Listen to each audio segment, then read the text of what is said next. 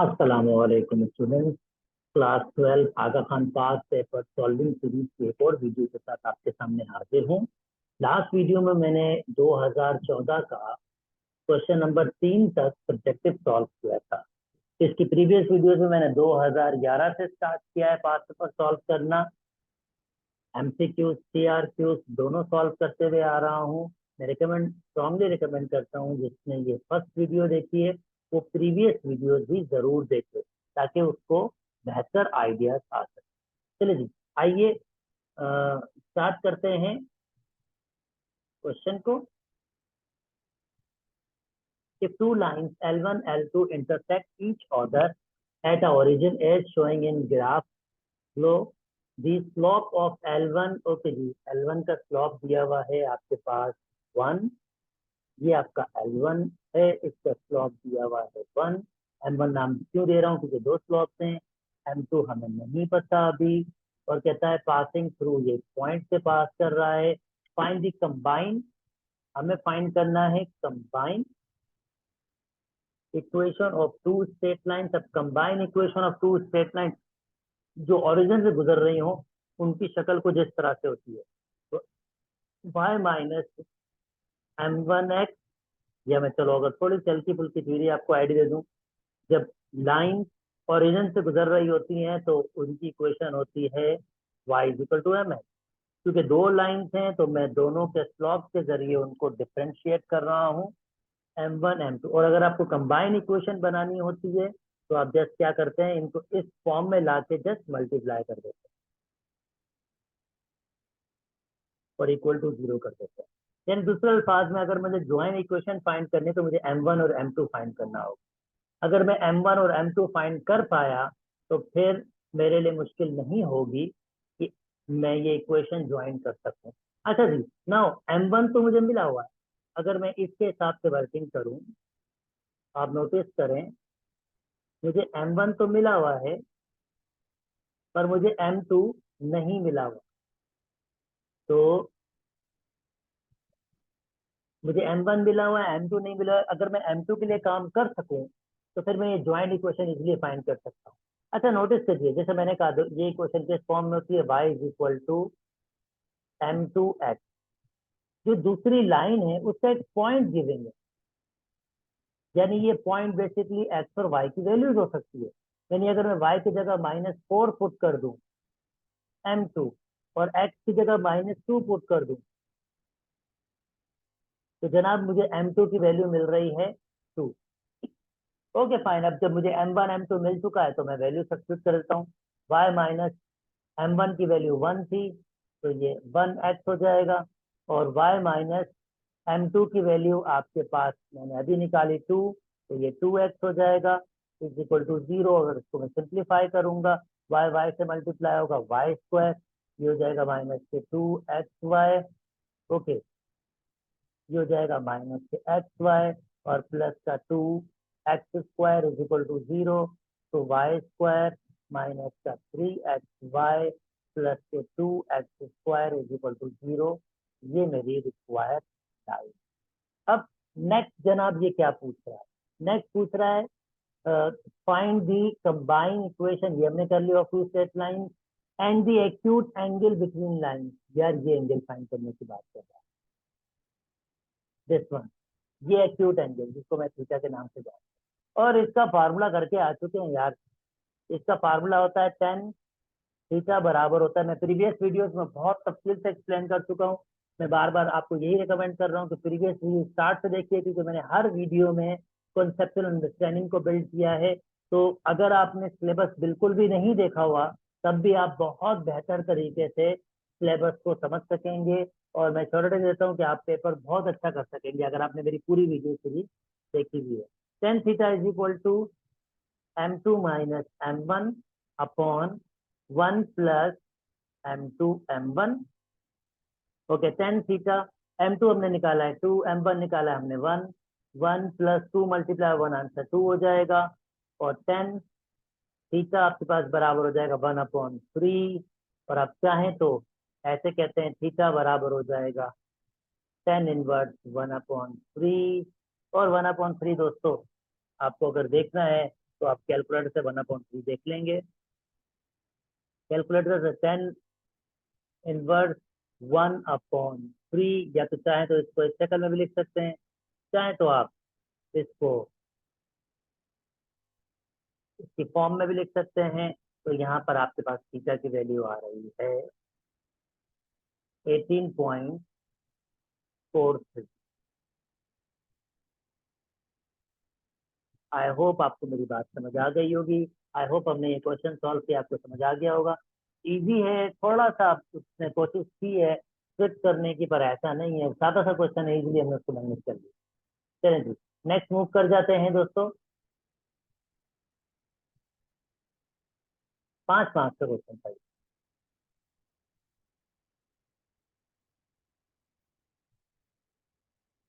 Okay जनाब अली मुकाम, question की डिमांड क्या है, क्वेश्चन क्या है, चलें देख लेते हैं।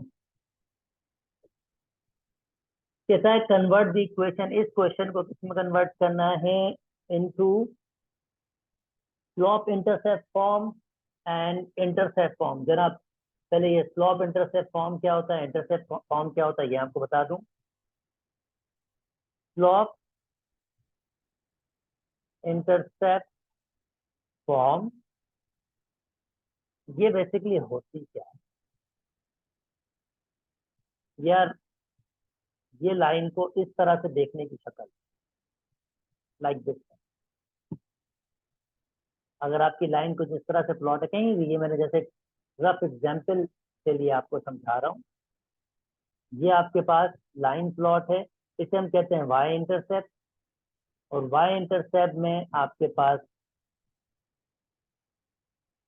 ये 0, C है, वाई इंटरसेप्ट आपके पास।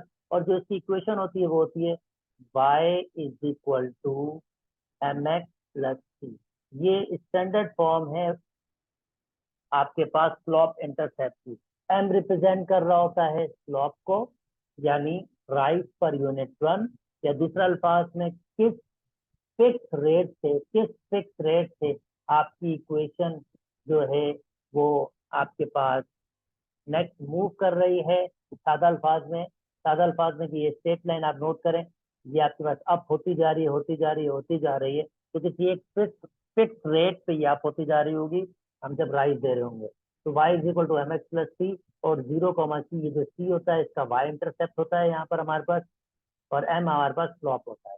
तो अगर मैं इस वाले भाई साहब को इस शक्ल में ले जाऊंगा, यानी सिंपल से यार मुझे इसमें सिर्फ y की वैल्यू निकालनी है, तो this is not a difficult task. तो देखें भाई, 6x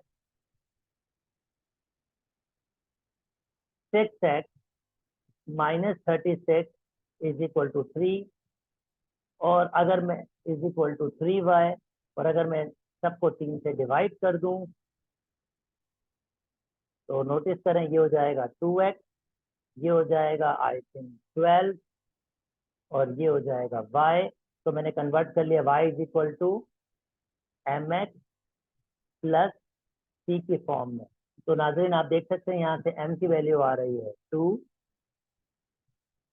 और c की वैल्यू आपके पास आ रही है -2। यानी अगर मैं आपके क्वेश्चन को, आपके फिगर को जरा मॉडलाइज करूंगा, तो यहाँ पर c की वैल्यू मुझे लिखनी है -12। यानी अगर मैं इसको थोड़ा सा एक्चुअल फिगर बना लूं, ठीक है, -12 आया है, तो ये किस तरह से होगी ये भी आपको आइडिया दे देता हूँ।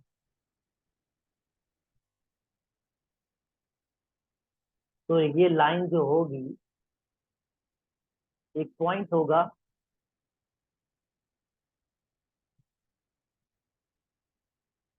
-12 इससे पास कर रही होगी। अच्छा, इसका स्लोप पॉजिटिव है, तो लाइन आपके पास, क्योंकि स्लोप पॉजिटिव है तो लाइन आपके पास ऐसे मूव करेगी ऊपर की तरफ, नीचे से ऊपर, क्योंकि स्लोप आपके पास क्या है, पॉजिटिव है। अगर स्लोप नेगेटिव होता तो फिर मैं ऐसे मूव करवाता, पर ये ऐसे नहीं होगा क्योंकि स्लोप पॉजिटिव है। मैं जस्ट आपको एक आइडिया दे रहा हूँ कि ये किस तरह की लाइन हो सकती है। ओके जी, नेक्स्ट मूव कर जाता हूँ।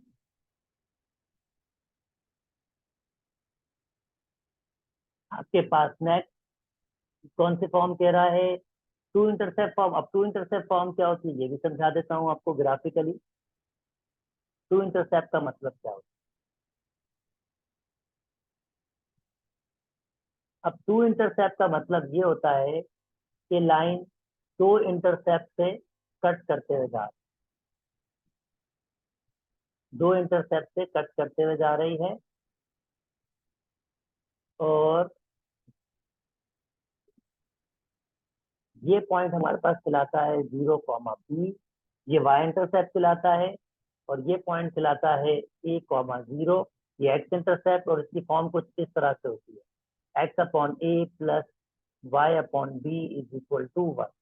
यानी अगर आप इस इक्वेशन को इस फॉर्म में कन्वर्ट कर देंगे तो आप ए और बी की वैल्यूज जान सकेंगे, यानी एक्स इंटरसेप्ट और वाई इंटरसेप्ट जान सकेंगे। चलें ये भी स्टार्ट कर लेते हैं प्रोसेस करना। This is not a difficult task. Question है 6x - 3y - 36 is equal to 0। 36 को पहले वहां शिफ्ट कर लें। आप नोटिस करें यहाँ पर 1 है, तो ऑब्वियसली अगर 1 बनाना है तो 36 से मुझे डिवाइड करना पड़ेगा सबको। ये हो जाएगा 1, ये हो जाएगा x/6, और ये हो जाएगा y/12 इज इक्वल टू 1। यानी दोस्तों अगर मैं y और ये इसको अगर मैं प्लस कर दूं तो ये हमारा भाई साहब माइनस हो जाएगा। एक्चुअली मुझे वो आपको दिखाना था, लाइन सेम ही है तो y इंटरसेप्ट 0, भी है, क्योंकि फॉर्म होती है x/a प्लस y/6। तो यहाँ आप देख सकते हैं आपके पास ये जो लाइन होगी, मैं इसको जरा रीमोडिफाई कर देता हूँ लाइन को। ये लाइन किस तरह से गुजर रही होगी? ये लाइन कुछ इस तरह से गुजर रही होगी। ये भी दो इंटरसेप्ट ही हैं, ऐसा नहीं कि ये दो इंटरसेप्ट नहीं है, ये भी दो इंटरसेप्ट ही हैं। एक्स इंटरसेप्ट आपको दिया होगा 6, 0, और वाई इंटरसेप्ट आपके पास 0, -12। ऑलरेडी आपके पास ये आइडिया भी मौजूद है, और स्लॉप भी वही होगा जो इसका स्लॉप था, 2 ही होगा है। चलें जी, ये मैंने आपको आइडिया दे दिया कि इसको दो दो इंटरसेप्ट फॉर्म में कैसे लिखते हैं। अब नेक्स्ट क्या कह रहा है? 5 मार्क्स का क्वेश्चन है।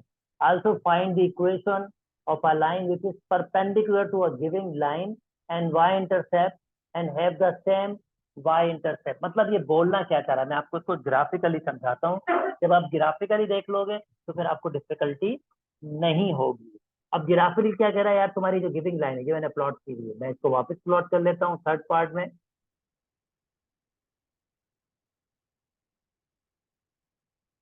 ओके, ये मैंने प्लॉट कर दिया, और ये मेरी जो गिविंग लाइन है मैं उसको भी प्लॉट कर रहा हूँ।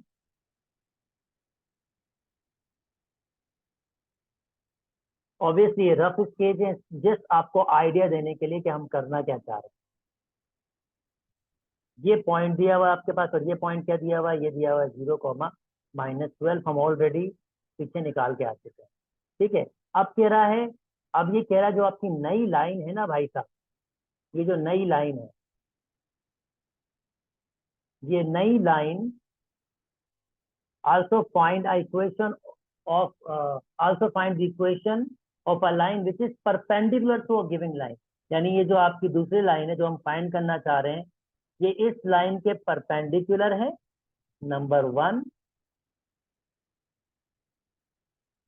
Perpendicular giving line and have a same y intercept, यानी इस लाइन का भी वही वाई इंटरसेप्ट है जो इस लाइन का। एक तो ये 90 का एंगल बना रही है, और इसका भी वाई इंटरसेप्ट वही है जो आपके पास इस रेड लाइन का वाई इंटरसेप्ट है।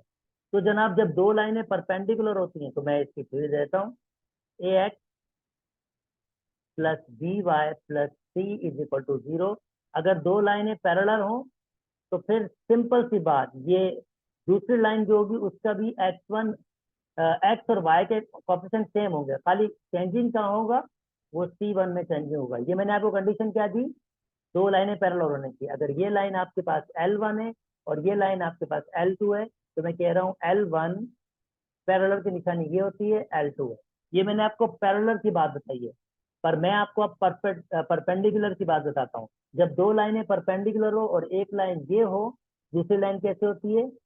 dx आता है, यानी इसका कोएफिशिएंट इसके पास आ जाता है और a का कोएफिशिएंट नेगेटिव हो जाता है, मतलब साइन चेंज हो जाते हैं। और अगेन कोई C1 आपके पास, जिसको मैं चलो C2 कह देता हूँ क्योंकि मैंने यहाँ दिया हुआ है, कोई नंबर आपके पास डिफरेंट हो जाता है।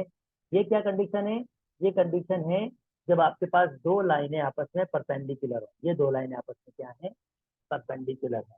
इसका मतलब ये है कि अगर मैं इसी फॉर्मूले को यूज करूं, लाइक, यानी अब मैं अगर इसी फॉर्मूले को यूज करूं तो मैं जल्दी से लाइन बना सकता हूं भाई। This is not a difficult task. और इसकी इक्वेशन भी फाइंड कर सकता हूं। कैसे? जैसे मेरे पास इसकी इक्वेशन क्या है? 6x minus 3y minus 36 is equal to 0। तो मैंने बताया परपेंडिकुलर बनाने के लिए क्या करना होगा? ये इसका कोएफिशिएंट इसके पास आ जाएगा, जैसा भी साइन है वो आ जाएगा। इसका कोएफिशिएंट नेगेटिव करके y के पास आ जाएगा, और कोई C1 या C2 जो भी नाम देना चाहे आपकी मर्जी है, इज इक्वल टू 0 हो जाएगा। यानी सिंपली मुझे खाली ये C1 फाइंड करना है, मेरी इक्वेशन तो बिल्कुल रेडी है। सॉरी, और C1 फाइंड कर सकता हूँ क्योंकि इस पॉइंट, इस लाइन के पास एक पॉइंट है 0,12। तो ये लाइन जो 0,12 से गुजर रही है, तो इसका मतलब इसकी x की वैल्यू है 0 और y की वैल्यू है -12।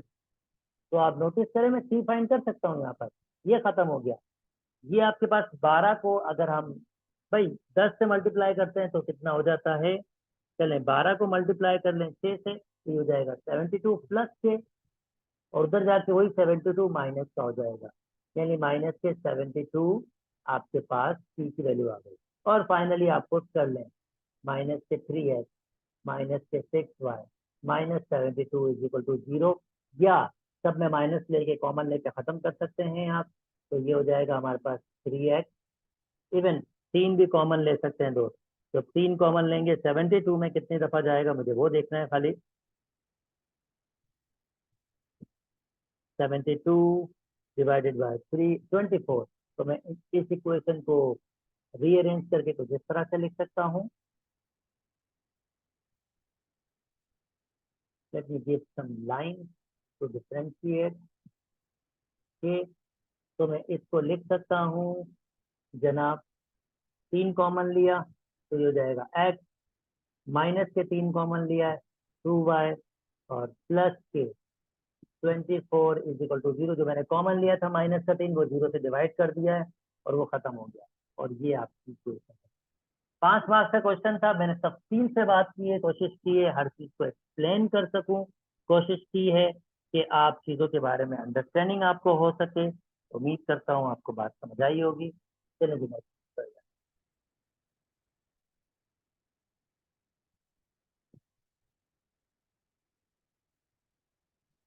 कहता है find the distance between the parallel lines. ओ जनाब, सादा सा कॉन्सेप्ट है। Distance between the parallel lines का मतलब क्या है, चलो वो समझा देते हैं आपको, और एक टेक्निक के जरिए उसको निकालते हैं। दो लाइनें parallel, whatever their axis, जनाब कोई सा भी एक्सिस हो सकता है। अच्छा, लाइन वन, और नोटिस कीजिए दो लाइनें पैरेलल होंगी तो उनमें खासियत भी होगी। जैसे ये लाइन, अगर मैं इसको कह रहा हूँ 3x minus 7y plus 21 is equal to 0 है, और दूसरी लाइन, और अगर मैं उस लाइन में भाई साहब कॉमन ले लूँ, कॉमन क्या लूँ भाई साहब? ऑब्वियसली 2 कॉमन ले लें। तो अगर 2 कॉमन ले लेता हूँ तो क्या बचेगा हमारे पास? 3x माइनस के 7y प्लस के, अगर कॉमन लेता हूँ तो मैंने 2 कॉमन लिया तो ये हो जाएगा 11 इज इक्वल टू 0, और 0 खत्म हो सकता है। इसका मतलब 0 और 2 0 से खत्म हो सकता है, तो इसका मतलब जो मेरी इक्वेशन हो सकती है वो कुछ ये है। दूसरे इक्वेशन को जस्ट मैंने मॉडिफाई किया, नथिंग। अच्छा, दो लाइनें पैरेलल होती, मैंने अभी आपको बताया था इनके ये एक्स और वाई के ऑप्शन सेम होते हैं, तो आप नोटिस कर सकते हैं एग्जैक्टली सेम। तो अब इसको फाइंड करने की टेक्निक क्या है? इनके दरमियान डिस्टेंस। अच्छा, डिस्टेंस जो इनके दरमियान होगा, जब डिस्टेंस की बात होगी तो हमेशा परपेंडिकुलर डिस्टेंस की बात होगी।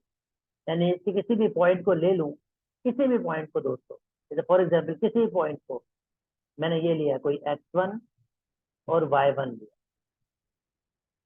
कोई भी पॉइंट लिया, तो मैं इस पॉइंट का इस लाइन से जो डिस्टेंस लूंगा वो होगा परपेंडिकुलर डिस्टेंस, वो होगा हमारे पास एग्जैक्टली परपेंडिकुलर डिस्टेंस। तो वो डिस्टेंस हर पॉइंट से सेम ही होगा, क्योंकि पैरेलल लाइन है ना, पैरेलल लाइन से डिस्टेंस मतलब परपेंडिकुलर डिस्टेंस हमेशा सेम होता है आपके पास। तो टेक्निक याद कीजिए।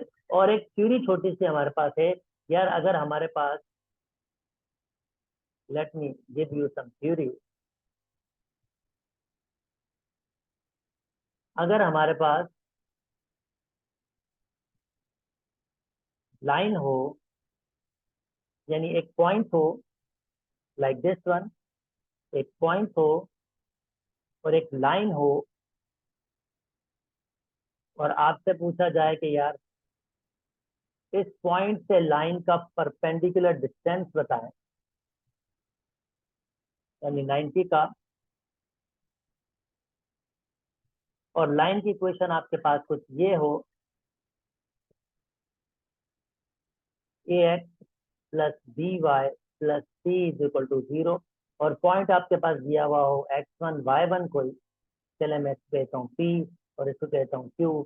तो मुझे P से Q का डिस्टेंस अगर निकालना हो, ऑब्वियसली परपेंडिकुलर डिस्टेंस है, तो मुझे वो कैसे मिलता है, absolute value of a x one plus b x two plus c upon radical a square plus b square. यानी जो लेंथ होगी ना, ये जो लेंथ अगर मैं कह रहा हूँ पी से क्यू की लेंथ, ये मुझे इस फॉर्मूले से मिल जाएगी। और इसके लिए मुझे गिविंग क्या होना चाहिए, मुझे लाइन गिविंग होनी चाहिए और एक पॉइंट गिविंग होना चाहिए। तो बिल्कुल जनाब, पॉइंट तो गिविंग है आपके पास, x1 y1 ये गिविंग है। अब मैं अपने क्वेश्चन पे आता हूँ। अब मेरे पास यहाँ सिर्फ दो स्ट्रेट लाइन गिविंग है, तो मैं फर्ज करता हूँ कि मुझे ये पॉइंट मिला हुआ है P, और चलें ये Q आपके पास, तो एक पॉइंट है आपके पास, मुझे पॉइंट P मिला हुआ है, और मैं क्या कर रहा हूँ, एक परपेंडिकुलर डिस्टेंस निकाल रहा हूँ। तो व्हाट आई एम डूइंग, मैं एक परपेंडिकुलर डिस्टेंस निकाल रहा हूँ, कहाँ से कहाँ तक, P से इस लाइन का। तो मैं P से Q का डिस्टेंस निकालना चाह रहा हूँ। तो थोड़ी देर पहले मैंने आपको समझाया, ये पूरी लाइन होगी, ये मैं लाइन दे रहा हूँ और उसमें वो पॉइंट पुट कर दूंगा, मतलब ये लाइन है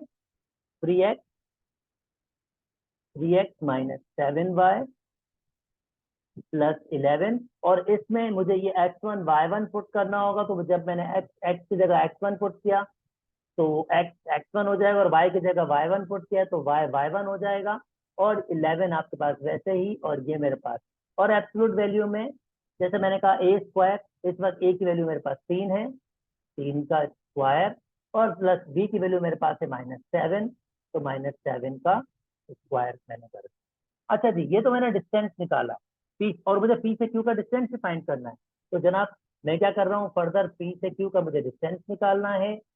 और जरा नोटिस करें, और अगर मैं यहां से एक वैल्यू बना पाऊं, यानी क्या करूं, 3x, क्योंकि भाई ये x1 y1 इसका भी तो पॉइंट है ना, x1 y1 इस लाइन का भी पॉइंट है, तो 3x1 मैं इस वाले लाइन में पुट कर सकता हूँ, 3x1 माइनस 7y1, और 21 को वहां शिफ्ट कर लूंगा तो -21 होगा, यानी 3x1 माइनस 7y1 किसके बराबर हो जाएगा, -21 के। यानी मैं क्या कर रहा हूँ, ये x1 y1 क्योंकि इस लाइन का एक पॉइंट है, तो मैंने यहाँ पुट किया और 21 को वहां शिफ्ट किया खाली, तो मैंने 3x1 माइनस 7y1 की एक वैल्यू बना ली है, जो एग्जैक्टली नोटिस कीजिए यहाँ मौजूद है। यानी अब इसकी जगह 3x1 माइनस 7y1 की जगह मैं लिख सकता हूँ दोस्तों -21, और ये दोस्तों ये प्लस के 11 था, प्लस के 11 अपॉन 3 का स्क्वायर हो जाएगा 9, 7 का स्क्वायर हो जाएगा 49, तो पी क्यू -21 में से 10 जाएंगे तो 11, यानी कि यहाँ 10 माइनस से 10 बच जाएंगे, और 49 में अगर आप ऐड करेंगे तो ये 58 हो जाएगा, और इसका फाइनल आंसर आपके पास आ जाएगा। चाहे तो आप पॉइंट में शिफ्ट कर सकते हैं, एब्सोल्यूट में नेगेटिव हो तो वो पॉजिटिव हो जाती है, चाहे तो आप पॉइंट में शिफ्ट कर सकते हैं, रेडिकल निकाल के 10 डिवाइड कर सकते हैं, चाहे तो ऐसे रखें, it's really up to you. I hope मैं अपनी बात यहाँ पर समझा पाया, आई होप मैं थ्योरी को समझा पाया। चलें जी नेक्स्ट मूव कर जाते हैं।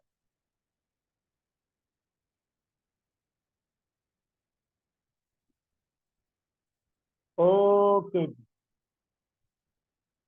क्वेश्चन आया है जनाब, और सादा सा क्वेश्चन है। सादा सा क्वेश्चन क्यों है? क्योंकि यहाँ टेबल वेबल सही तरह दिया हुआ है, तो फिर सादा सादा हो जाता है। अगर चीजें आपको खुद से बनानी पड़ती हैं, थोड़ी मेहनत करनी पड़ जाती है। जैसे आप मेरी प्रीवियस वीडियो देखेंगे तो मैंने उसमें इस क्वेश्चन के टेबल खुद से बनाए, तो थोड़ी मेहनत करनी पड़ जाती है हमेशा। पर यहाँ पर मेहनत हमें ज्यादा करनी नहीं पड़ेगी, क्योंकि चीजें ज्यादा दी हुई हैं। चलिए जी, स्टार्ट कर लेते हैं इस क्वेश्चन को। आपके पास कहता है, a motorcycle company manufactures 70 cc and 1 to 5 cc motorcycles in two factories A and B. दो factories हैं, factory A and factory B.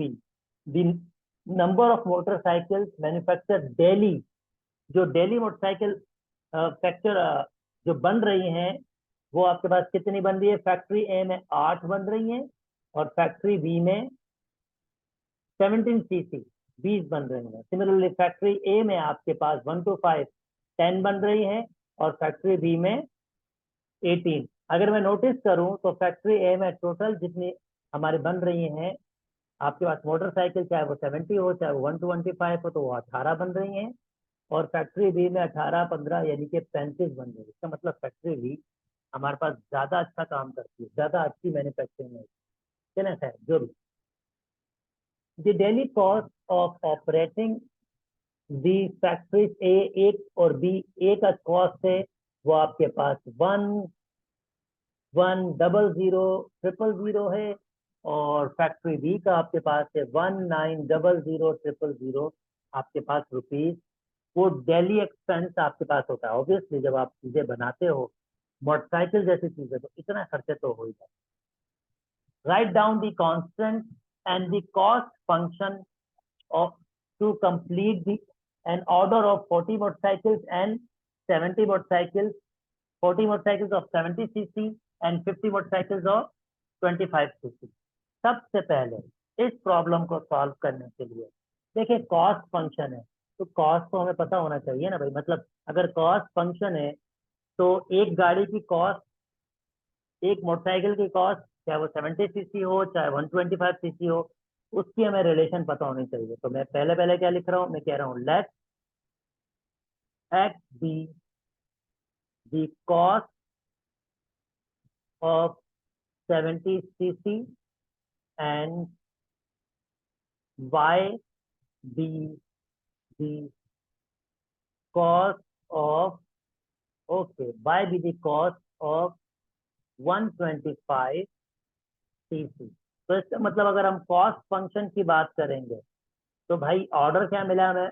हमें मिला 40 मोटरसाइकिल, तो 40 multiply by x. X represent करेगा नंबर ऑफ कॉस्ट को of one motorcycle, plus 50 y, और y multiply करेगा number of cost of 125, यानी एक जो 125 मोटरसाइकिल है उसकी कॉस्ट को रिप्रेजेंट करेगा, और जनाब एक्स रिप्रेजेंट करेगा 70 सीसी मोटरसाइकिल की एक आपकी मोटरसाइकिल की कॉस्ट को रिप्रेजेंट करेगा।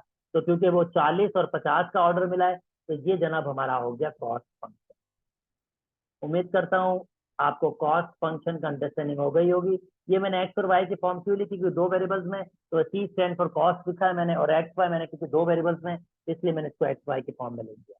अब कॉन्स्टेंट क्या होंगे इसके? कांस्टेंट मतलब लिमिटेशन। और भाई रुकावटें क्या है, क्या मसला है, हम क्या चीज, हमारी हदें क्या है? तो हदें बहुत सिंपल है यार भाई। फैक्ट्री ए जो है ना, फैक्ट्री ए का कांस्टेंट क्या होगा? फैक्ट्री ए करता है कि उसकी कॉस्ट जो है ना, वो आपके पास ये है। तो फैक्ट्री ए क्या करेगा? फैक्ट्री ए 8 सीसी मोटरसाइकिल बनाएगा, और उसकी कॉस्ट, ये 8 सीसी मोटरसाइकिल की कॉस्ट है। X represent the number of cost of आपके पास 17 सीसी, प्लस 10 मोटरसाइकिल बनाएगा वो, कौन सी? 125 सीसी, और ये उसकी कॉस्ट हो गई है। मगर ये टोटल कॉस्ट जो है, ये जो टोटल कॉस्ट है, ये कभी भी इस नंबर से ऊपर नहीं बढ़ सकती। ये इस नंबर से ऊपर क्यों नहीं बढ़ सकती? क्योंकि इनकी डेली कॉस्ट आपके पास है ही इतनी, तो वो इतनी ही रख सकता है, इससे ज्यादा नहीं रख सकता। फैक्ट्री ए, तो ये फैक्ट्री ए की कांस्टेंट हो गई हमारे पास, ये हमारी फैक्ट्री ए की कांस्टेंट है।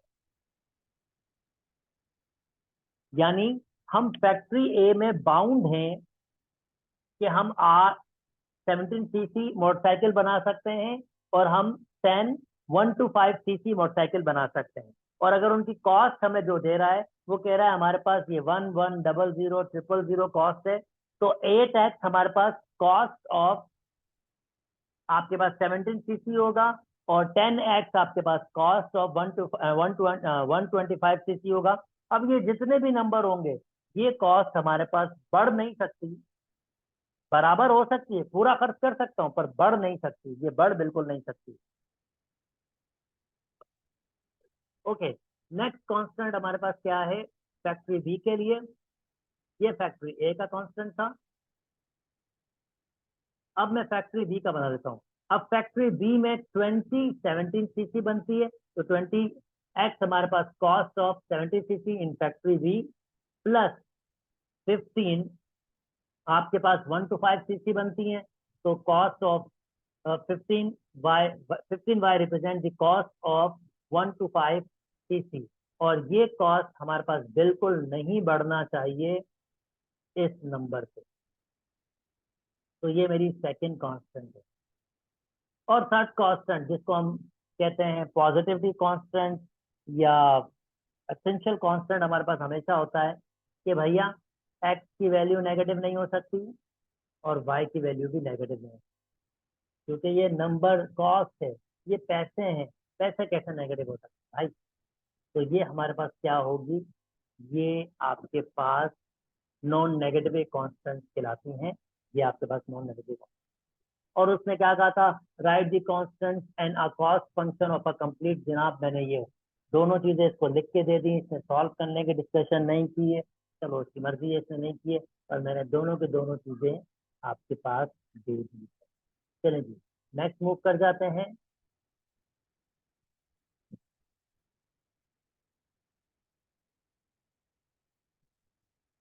ओके जनाब, देख लेते हैं नेक्स्ट का गेम क्या है। कहता है if the end point of diameter of a circle, this one find the equation. यार सादा सा कुछ,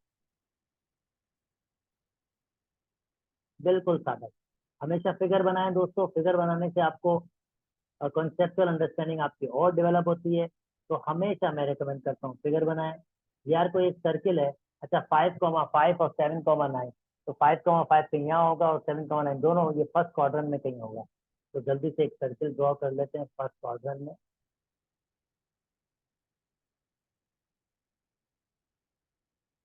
और इसका एक पॉइंट दिया हुआ है दिस वन, ये पॉइंट दिया हुआ है 5,5, 5,5, चलो जिसको मैं ए नाम देता हूँ। और एक और पॉइंट दिया हुआ है जो डायमीटर का एंड पॉइंट कह रहा है, इसलिए बिल्कुल सामने बना रहे हैं 7,9, जिसको मैं बी के देता हूँ। और डायमीटर है क्या भैया? डायमीटर ये है, ये डायमीटर। डायमीटर का मतलब ये होगा कि वो सेंटर से पास कर रही है। अब जनाब मुझे क्या फाइंड करना है? मुझे फाइंड करना है find the equation of a circle. अब जब भी आपको equation of a circle find करनी हो तो दो कंडीशन होती हैं, X minus H whole square, Y minus K whole square is equal to R square. एक ये फॉर्म होती है, और एक होती है x square plus Y square plus 2gx plus 2fy plus c is equal to 0। इसे हम standard equation of a circle कहते हैं, और इसे हम general equation of a circle कहते हैं। This is known as standard equation and this is known as general equation.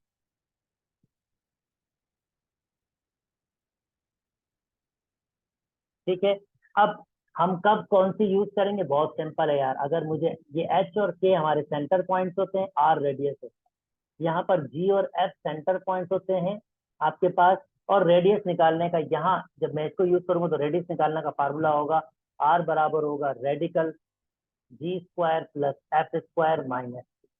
फिर मैं दोनों में से मतलब दोनों कब कैसे यूज होती है उसके बारे में थोड़ी तफसील देता हूँ।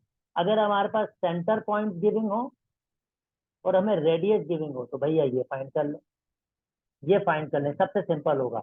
हालांकि ये भी फाइंड कर सकता हूँ पर ये सबसे सिंपल होगा। अगर रेडियस आपके पास गिविंग नहीं हो, सेंटर नहीं गिविंग हो, तो फिर जनरल इक्वेशन की तरफ जाते हैं। अगर वो क्वेश्चन आएंगे तो जरूर उसको हेल्प आउट करेंगे, पर मैं अवॉइड करूंगा चीजों को लेंदी होने में। मैं अवॉइड करूंगा टाइम टेकिंग चीजों के लिए, जो आपका टाइम टेकिंग करे मैं उससे कोशिश करूंगा, बिल्कुल अवॉइड करूँ। चले जी, नाउ अब ये आ जाते हैं। अब सेंटर की अहमियत ये होती है डायमीटर के लिए, क्योंकि डायमीटर दिया है वैसे ये इसका मिड पॉइंट होता है। और जनाब अगर मुझे सेंटर फाइंड करना है, जिसको मैं सी कह रहा हूँ और एच के नाम दे रहा हूँ क्योंकि यहाँ फार्मूले में एच के है, तो सेंटर फाइंड करने के लिए एच बराबर, क्योंकि मिड पॉइंट होता है, एच बराबर होगा 5 को जमा करोगे 7 से, मिड पॉइंट का फार्मूला यूज करूंगा, डिवाइड करोगे 2 से, यानी 5 + 7 डिवाइड बाई 2। और के कैसे मिल जाएगा आपको, 5 को जमा करोगे 9 से और डिवाइड करोगे 2 से, तो जनाब ये हो जाएगा 12 डिवाइड बाई 2 6, और ये हो जाएगा आपके पास 14 डिवाइड बाई 2 यानी कि 7। आई होप ये 7 ही होगा। यस, 10 14 डिवाइड बाई 7, ठीक है, 12 6, बिल्कुल सही है। तो ये हमारे पास सेंटर पॉइंट मिल गए। और जनाब जब हमें सेंटर पॉइंट मिल जाए तो फिर हमें क्या मसला है, तब तो हम, और radius radius sorry radius radius भी फाइंड करना होगा। ओके, रेडियस मतलब ये लेंथ होती है दिस वन, या ये लेंथ ले लें आप, बेशक आपकी मर्जी है, जो भी लेंथ ले आप, आपकी मर्जी है। तो इसका मतलब मुझे सी पॉइंट जो मैंने निकाल लिया है 6,7, उसका डिस्टेंस किसी एक पॉइंट से लेना होगा। चलो मैं 5,5 ले लेता हूँ, यानी एक लेता हूँ, और मैं कह रहा हूँ सी ए का डिस्टेंस दे दें जो बेसिकली आर के बराबर होगा। और यार डिस्टेंस फार्मूला आपके पास बहुत सादा सा डिस्टेंस फार्मूला आपके पास है। 2x की वैल्यूज को, चाहे 6 को 5 से माइनस करो, चाहे 5 को 6 से, कोई फर्क नहीं पड़ता। आप माइनस कर रहे हो स्क्वायर करो कोई फर्क, चलो मैं 6 को -5 कर रहा हूँ, क्या फर्क पड़ता है, प्लस, और 7 को 5 से माइनस करो या 5 को 7 से, आंसर तो सेम ही आना है यार, क्योंकि स्क्वायर है, वो पॉजिटिव कर देगा। जैसे देखें 6 - 5 1, 1 का स्क्वायर 1, 5 - 6 -1 का स्क्वायर भी 1, तो क्या फर्क पड़ता है। ओके, 7 में से 5 माइनस कर देते हैं, तो ये 7 में से 5 और उसका स्क्वायर, फार्मूला होता है x2 - x1 whole square, y2 - y1 whole square. Okay, मैं r की तरफ जा रहा हूँ, तो जनाब ये हो जाएगा 1 का स्क्वायर 1, और ये हो जाएगा 2 का स्क्वायर 4। तो रेडियस दिया हुआ है हमारे पास रेडिकल 5। अब वैल्यूज पुट कर सकता हूँ, x माइनस h की वैल्यू कितनी थी हमारे पास, h की वैल्यू थी हमारे पास 6 whole square, y minus k की वैल्यू हमारे पास थी 7 होल स्क्वायर, और जनाब r का स्क्वायर।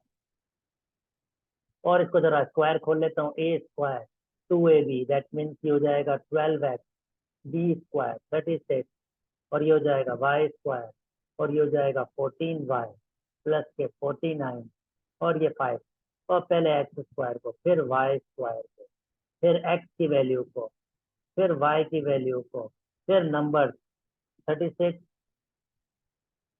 प्लस 49 -5, और इन सबको एक साथ निकाल लेते हैं। तो जनाब 36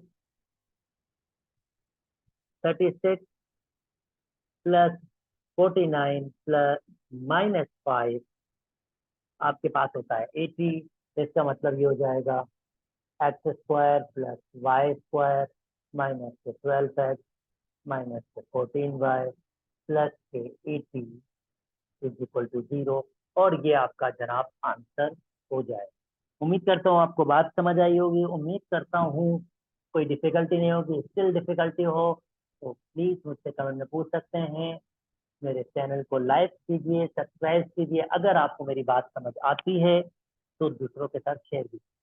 चलें जी, नेक्स्ट मूव कर जाते हैं।